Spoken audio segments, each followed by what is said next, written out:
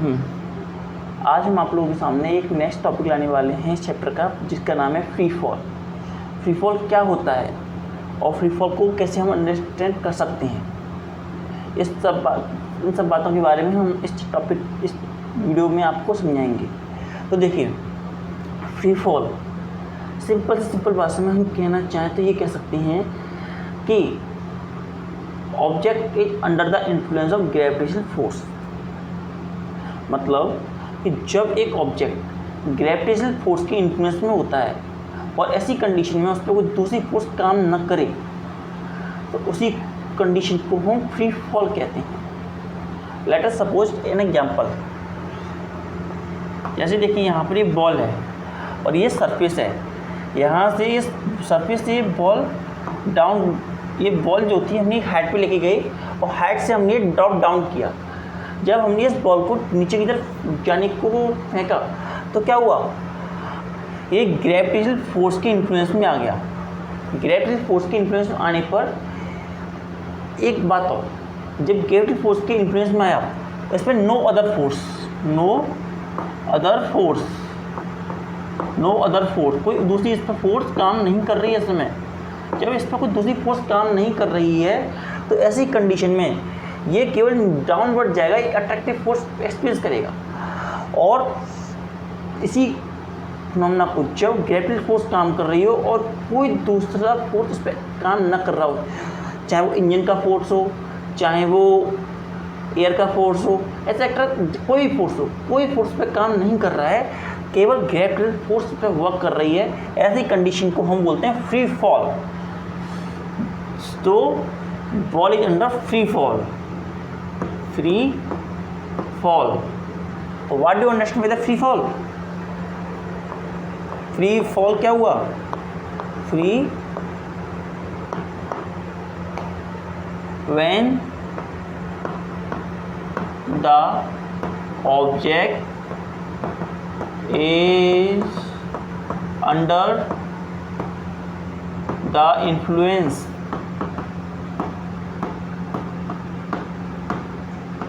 of gravitational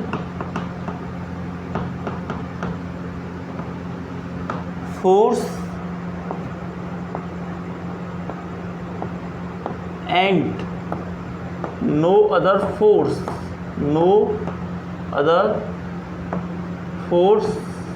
act on it,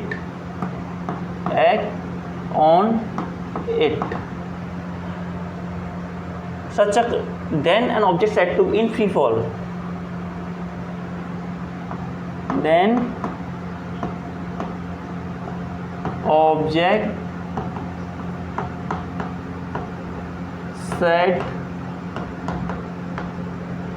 to be in free fall। ऐसी condition में object को हम फ्री फॉल बोलेंगे। मीन टू से, जब एक ऑब्जेक्ट ग्रेविटेशनल फोर्स के इन्फ्लुएंस में होता है and no other force act on it, और कोई दूसरा फोर्स पर काम नहीं कर रहा है, ऐसी कंडीशन में ही हम बोलेंगे वो ऑब्जेक्ट फ्री फॉल की कंडीशन में है। सपोज कीजिए एक पैराशूट से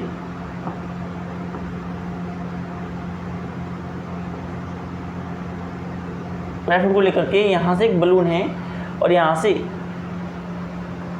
एक इंसान यहाँ से जंप मारता है। One man jump from the, एक पैराशूट लेकर के गया कि ताकि अपनी सेफ्टी के लिए, तो ये यहाँ से जंप किया। तो जंप करते समय हम अब क्या देख सकते हैं, यहाँ पे ये किसी भी फोर्स के इन्फ्लुएंस में नहीं है सिवाय ग्रेविटेशनल फोर्स के। अभी ग्रेविटेशनल फोर्स इस पर वर्क कर रही है, इसीलिए ये डाउन जाएगा। और यही कंडीशन एक फ्री फॉल कंडीशन है। इसी तरीके से जो सिपाही होते हैं उन्हें भी एयरप्लेन के द्वारा जब हम जंप कराते हैं तो भी हम देखते हैं कि वहाँ पे वो फ्री फॉल कंडीशन होती है और भी कई ऐसे बहुत से एग्जाम्पल होते हैं जहाँ जिनमें हम देख सकते हैं कि वो फ्री फॉल की कंडीशन को फॉलो करते हैं।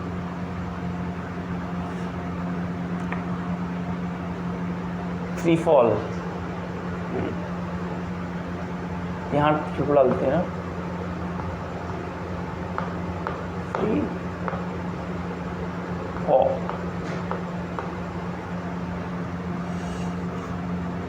नाउ एक क्वेश्चन अराइज होता है, सपोज कीजिए आप एक कॉइन एंड एक फीदर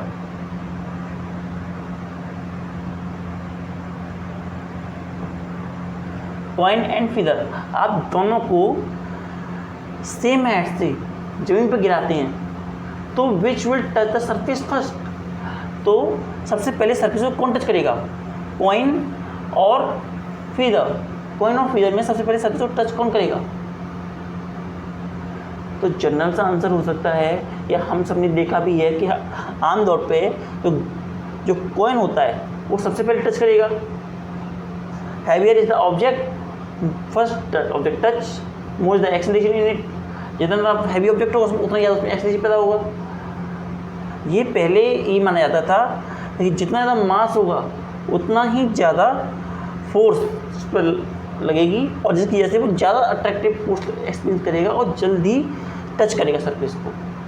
तो इसका मतलब क्या हुआ, जो कॉइन था वो पहले सरफेस को टच करना चाहिए, और हम ये देखते भी हैं ऐसे surface same height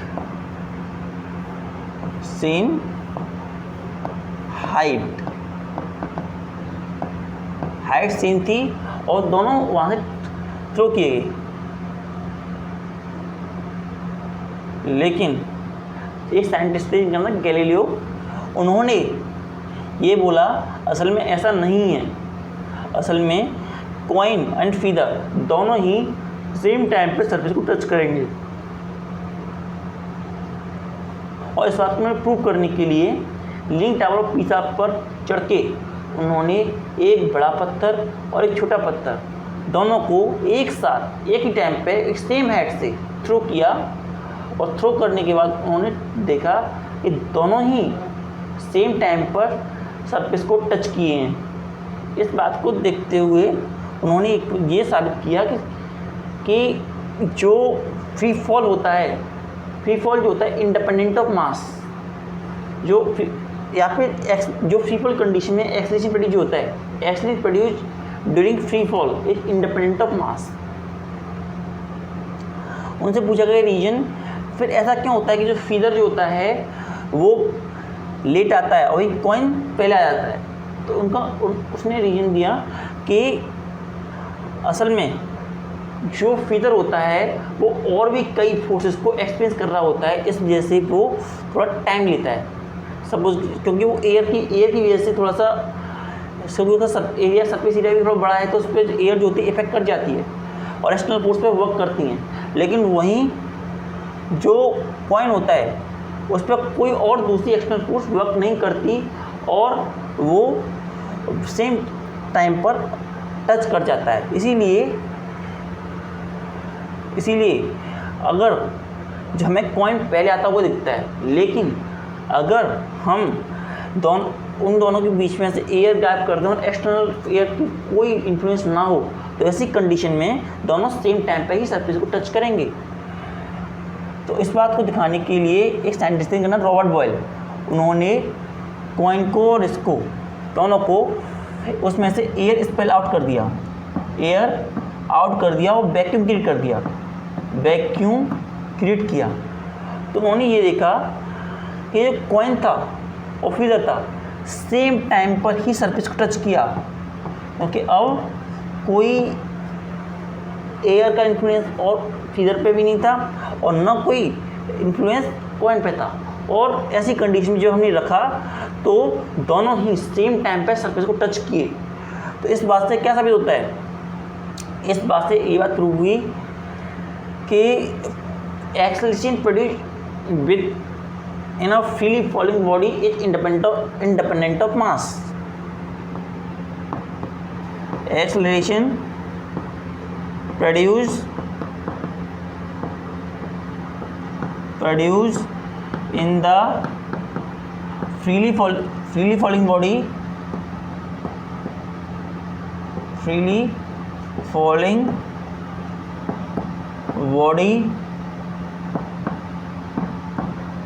is independent of